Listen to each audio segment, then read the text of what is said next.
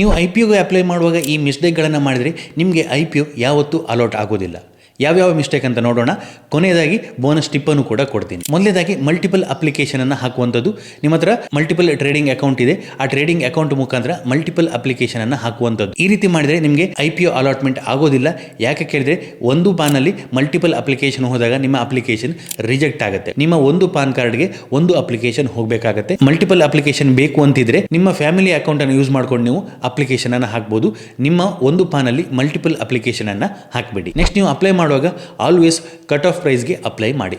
IPOಗೆ apply ಮಾಡುವಾಗ ನಿಮಗೆ price range ಸಿಗುತ್ತೆ. ಫಾರ್ ಎಕ್ಸಾಂಪಲ್ 100ರಿಂದ 105 ಅಂತ. ನೀವು 100ಕ್ಕೆ ಸೆಲೆಕ್ಟ್ ಮಾಡಿ ಅಪ್ಲೈ ಮಾಡಿದ್ರೆ ನನಗೆ ಕಡಿಮೆ ಪ್ರೈಸ್ ಅಲ್ಲಿ ಬೇಕು ಅಂತ, ಬಟ್ ಕಂಪನಿ ಇಶ್ಯೂ ಮಾಡುವಾಗ ಪ್ರೈಸ್ ಡಿಸ್ಕವರಿಯಲ್ಲಿ 105 ಅಂತ ಬಂತು ಅಂತ ಹೇಳಿದ್ರೆ ನೀವು 100ಕ್ಕೆ ಸೆಲೆಕ್ಟ್ ಮಾಡಿದ್ರೆ ನಿಮಗೆ IPO ಅಲಾಟ್ಮೆಂಟ್ ಸಿಗೋದಿಲ್ಲ.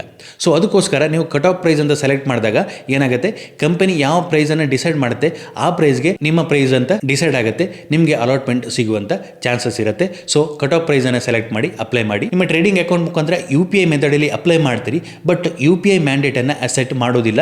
ಸೊ ಈ ರೀತಿಯಾದಾಗ ನಿಮ್ಮ ಅಪ್ಲಿಕೇಶನ್ ರಿಜೆಕ್ಟ್ ಆಗುತ್ತೆ. ನೀವು IPOಗೆ ಅಪ್ಲೈ ಮಾಡಿದಾಗ UPI ಮುಖಾಂತರ ನಿಮಗೆ UPI ಮ್ಯಾಂಡೇಟ್ ಅಂತ ಬರುತ್ತೆ.